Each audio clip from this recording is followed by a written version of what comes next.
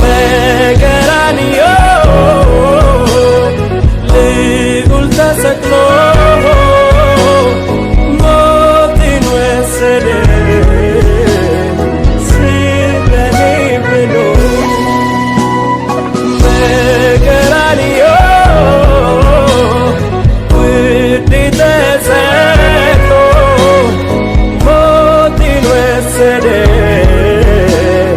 ስለኔ ብሎ በቀራንዮ ልዑል ተሰቅሎ ሞትን ወሰደ ስለኔ ብሎ በቀራንዮ ውዴ ተሰቅሎ ሞትን ወሰደ ስለኔ ብሎ የኢየሱስ አዳራሽ በኢየሱስ የሚያምን ሁሉ ለዘላለም አይጠፋም።